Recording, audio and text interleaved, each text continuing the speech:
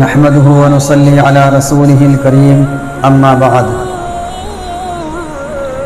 محترم ناظرین، السلام علیکم ورحمۃ اللہ وبرکاتہ۔ امید ہے کہ آپ سبھی حضرات خیر و عافیت سے ہوں گے۔ اللہ آپ کو اسی طرح ہمیشہ خوش و خرم رکھے۔ آج میرا عنوان اور گفتگو کا جو ٹاپک ہے وہ یوم آزادی پر مسلمانوں اور اہل وطن کا کردار کیا رہا ہے، یہ موضوع ہے۔ چونکہ یہ موضوع بہت طویل ہے، لیکن میں آج آپ کے سامنے انتہائی اختصار کے ساتھ کچھ باتیں عرض کرنا چاہتا ہوں۔ تو سب سے پہلے تو آپ یہ سمجھیں کہ پورے سال میں 2 دن ایسے ہیں جو بڑے عظیم ہیں۔ ایک تو ہے 15 اگست، جو ایک آدھ دن کے بعد ہمارے سامنے آنے والی ہے۔ یہ دن بہت زیادہ عظمت والا ہے۔ اس دن کو حاصل کرنے کے لیے اور انگریزوں سے چھٹکارا پانے کے لیے ہمارے علماء کرام نے اور عوام الناس نے بے شمار قربانیاں دی ہیں۔ ایک ہے 26 جنوری کا دن۔ 15 اگست کو تو یہ ملک انگریزوں کے تسلط سے آزاد ہوا، اور 26 جنوری کو ہندوستان کا قانون نافذ ہوا۔ تو آج کا جو موضوع ہے وہ 15 اگست کے عنوان پر ہے کہ آزادی کو حاصل کرنے کے لیے ہمارے علماء کرام نے کیا کیا محنتیں کی اور کیا کیا قربانیاں دی۔ سب سے پہلے تو آپ یہ سمجھیں کہ انگریز ہمارے ملک میں کب آیا۔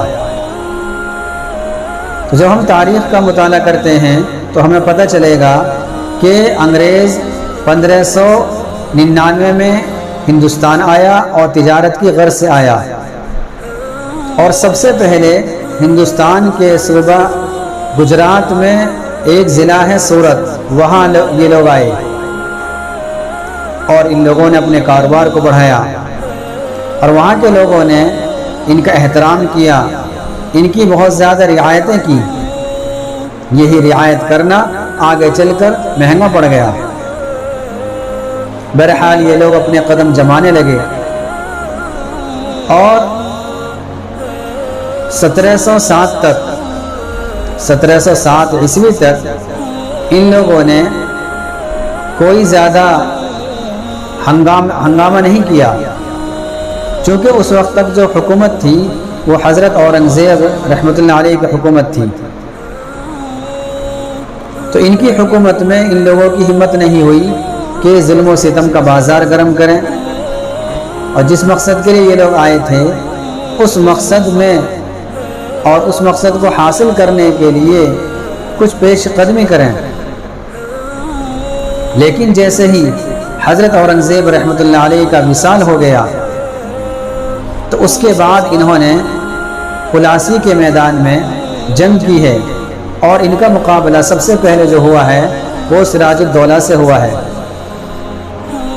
چنانچہ ان کا مقابلہ ہوا، اور مقابلے میں سراج الدولہ کا جو وزیر تھا میر جعفر، وہ ان سے مل گیا، جس کے نتیجے میں ان کو شکست کا سامنا کرنا پڑا۔ اس کے بعد 1764 میں پھر انہوں نے بکسر میں مقابلہ کیا اور زور آزمائی کی۔ اس وقت ان کا مقابلہ شاہ عالم بادشاہ سے تھا۔ اس وقت بھی شاہ عالم کو شکست ہوئی، اور یہ لوگ مضبوط ہوتے چلے گئے۔ پھر انہوں نے دیکھا کہ میسور میں ایک شخص ہے جو ہمارے آڑے آ رہا ہے، وہ ہے ٹیپو سلطان۔ تو انہوں نے ٹیپو سلطان کو اپنے راستے کا سب سے بڑا روڑا سمجھا، اور پھر ان سے جنگ کی۔ چنانچہ 1799 میں وہ بھی اپنوں ہی کی غداری کی وجہ سے شہید ہو گئے۔ اس کے بعد انہوں نے جو رخ کیا ہے وہ دلی کا رخ کیا ہے، اور وہاں کے بادشاہ کو، جو وہاں کا بادشاہ تھا بہادر شاہ ظفر، اس کو قید کیا۔ جب علماء کرام نے یہ دیکھا کہ ان لوگوں کا تسلط بڑھتا جا رہا ہے، تو پھر شاہ عبدالعزیز محدث دہلوی نے سب سے پہلے ان کے خلاف فتویٰ دیا اور یہ کہا کہ ہندوستان دارالحرب ہے اور یہاں انگریزوں سے مقابلہ کرنا ضروری ہے۔ چنانچہ اسی کا اثر تھا کہ بعد میں چل کر ہمارے اکابرین میں سے حضرت سید احمد شہید رحمۃ اللہ علیہ، انہوں نے اس پیغام کو آگے بڑھایا اور گاؤں گاؤں شہر شہر یہ لوگ چلے اور وہاں جا کر اس پیغام کو آگے بڑھایا اور انگریزوں کے خلاف نفرت کو پیدا کیا۔ چنانچہ انہوں نے مقابلہ کیا ہے رنجیت سنگھ سے، چونکہ اس نے مسلمانوں پر بے انتہا ظلم و ستم کے پہاڑ توڑ رکھے تھے، اس لیے انہوں نے یہ سمجھا کہ پہلے اس سے مقابلہ کر لیا جائے اور اس کے بعد پھر انگریزوں سے مقابلہ کر لیا جائے گا۔ لیکن خدا کا کرنا کچھ اور ہی تھا، اس لیے ان حضرات کو بھی وہاں شکست کا سامنا کرنا پڑا اور یہ حضرات شہید ہو گئے۔ اس کے بعد 1857 کا معرکہ آتا ہے۔ 1857 میں ہمارے علماء کرام حضرت مولانا قاسم نانوتوی رحمۃ اللہ علیہ، حضرت مولانا رشید احمد صاحب گنگوہی رحمۃ اللہ علیہ، اسی طریقے سے حافظ ضامن شہید رحمۃ اللہ علیہ اور دیگر اکابرین، یہ لوگ جنگ میں شریک ہوئے اور حافظ ضامن رحمۃ اللہ علیہ یہ شہید بھی ہو گئے۔ بہرحال علماء کرام نے اس طریقے سے قربانیاں پیش کی ہیں، اور پھر حضرت شیخ الہند رحمۃ اللہ علیہ کا دور آتا ہے۔ حضرت شیخ الہند حضرت مفتی محمود حسن صاحب دیوبندی، ان کا دور آتا ہے۔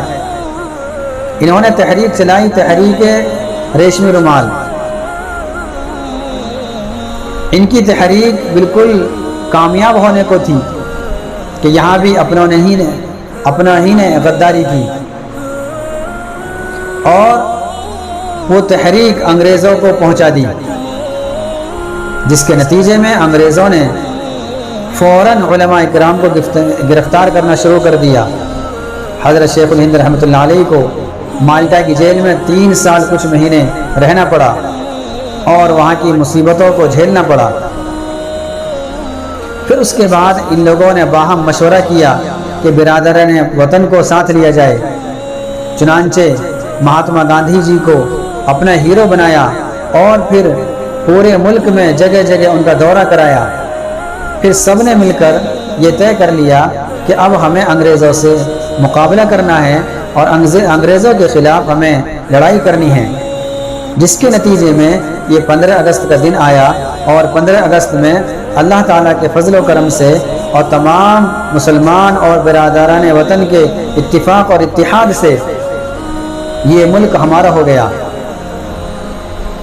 تو اس لیے ایسا نہیں کہ یہ ملک صرف کسی خاص برادر کا ہے، بلکہ یہ ملک ہمارا ہے اور ہمارا رہے گا۔ ہمارے علماء کرام کی قربانیاں اس آزادی کے پیچھے بہت ہیں، لیکن افسوس اس بات پر ہے کہ ان کی قربانیوں کو بالکل بھلا دیا گیا۔ گنے چنے صرف 1-2 نام لیے جاتے ہیں، اور ہمارا مسلمان بھی یہی سوچنے پر مجبور ہو جاتا ہے اور یہی خیال کرتا ہے کہ ہمارے تو کوئی کارکردگی تھی نہیں، اس لیے بعض مسلمان اس دن کو مناتے بھی نہیں اور خوشی کا اظہار بھی نہیں کرتے۔ تو اس لیے میری آپ حضرات سے یہ گزارش ہے کہ یہ جو 15 اگست آ رہا ہے، اس دن تمام اہل ہند سے میری درخواست ہے اور ہر مسلمان سے خاص طور سے میری درخواست ہے کہ سبھی اس دن کو منائیں اور اس دن خوشی کا اظہار کریں اور ترنگا جھنڈے کو پھہرا کر خوشی کا اظہار کریں۔